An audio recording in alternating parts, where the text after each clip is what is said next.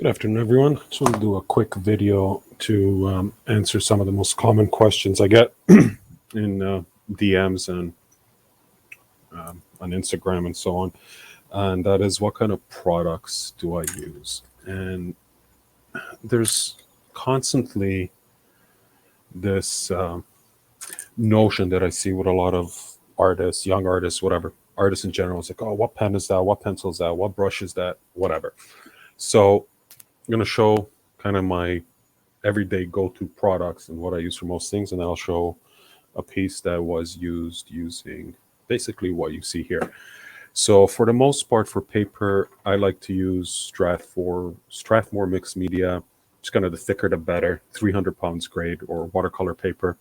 Kind of depends on what's on sale, or I can get my hands on. This is a brand new pad, but it's like $7 or something like that. This is the 6x8, so it's great for 5x7s or sketch cards. So that's for the paper. For pencils or whatnot, just simple pencils. Like this is just nothing special there. I do like to use the Zebra 5mm mechanical pencil just because it's nice and fine, and I like the weight of the pencil. Sometimes I'll use this guy. Again, these are $2 pencils, nothing fancy. For the most part, for brushes, I'll use Michael's budget brushes. So whether it's the Brie Reese or the red ones or the Daler Rowney, you can get packs of like 6-7 brushes, different sizes, different shapes for anywhere from $5 to $10, depending on how many brushes there are in there. I use the cheap brushes mainly because I don't really take care of them. So instead of spending $20 on a brush, I'll spend $20 on 20 brushes, and as they die out, I just toss them out instead of trying to clean them, because I really don't like cleaning stuff. For inks, most often than not, I'll just use Sharpies. Occasionally, I'll use this guy, just because it has a brush pen on it. Basically anything that's non-water soluble. So yeah, nothing fancy there. Thick Sharpies, thin Sharpies, whatever. I paint over it, so it doesn't really matter. For the paints, I like to use the Decoart Crafters Acrylic, which I actually buy at the dollar store here in Canada. I'm sure the Michael's House brand or any kind of the $2 tubes will work just as fine. I like these particular because they're very fluid. They're very very liquidy. They're not fluid enough for airbrush, so if you use them from airbrush, you need to mix them with water or some medium. But they do the job for me. What I'd say is probably the most expensive product that I use on my day-to-day stuff is going to be the varnish. So whether it's matte varnish or gloss varnish, recently I've been using primarily matte varnish because I find that it still brings the contrast and gives the painting that wet look, but it doesn't add all that crazy gloss. Occasionally I'll still use the gloss, but for the most part I'll use this. And for medium, if I do use medium, which I haven't been lately, again, simply acrylic matte medium, Daler Rowney. This is very creamy. I did try some of the Liquitex medium or golden, which is a lot thicker. But because I like to work really wet, this stuff works best for me. Yeah, and dollar store masking tape. This is my go-to. This is actually a very great circle template as well.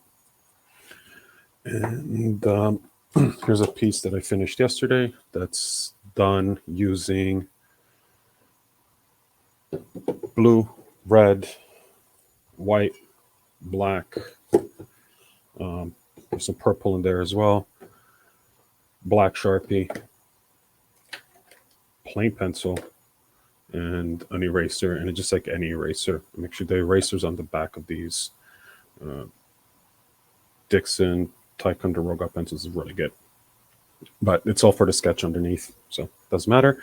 The moon is my tape, and yeah, That's it. It's that Strathmore paper. This just happens to be a larger sheet.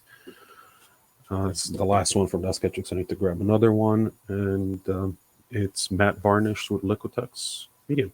And this is nice and dry now, so I'm going to peel the tape off and see what it looks like. So kind of a reveal at the same time. And it's just mounted to a piece of cardboard from some sort of package, something Amazon box or whatever.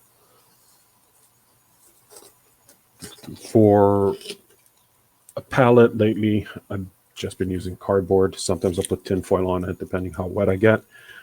Cardboard's great because there's so much of it laying around from shipping boxes, but it does absorb water. So if you're going to work really wet, I suggest you put a piece of vellum or tinfoil. Tinfoil works really great because it doesn't absorb the water, so it keeps your moisture there. So it just kind of evaporates naturally. Actually, tinfoil is probably the best choice, and that again is a very cheap product to use. So see, now I'm taking off the mask on this guy. I like the clean gallery style borders. Also keeps the paper from warping as it gets wet. So there's my little Morbius portrait. The matte finish really kind of helps unify the colors and adds a little bit of contrast. Just gives it more of a wet look while not being super glossy. So yeah, this guy right there is about 4.5 hours start to finish. And like I said, it's done with, if I do quick math, 10, call it $1 for the sheet, 11, probably less than $15 worth of product. Or if you just buy all the supplies you need to create something like this, it's probably only $35, and it's good for like 50 of these. So yeah, art supplies don't really matter. Use whatever you like. It's not going to make you a better artist if you're buying the expensive stuff. It might be easier to use, it might be quicker, but for the most part, just use what you like and make cool art. That's it for now. Catch you next time.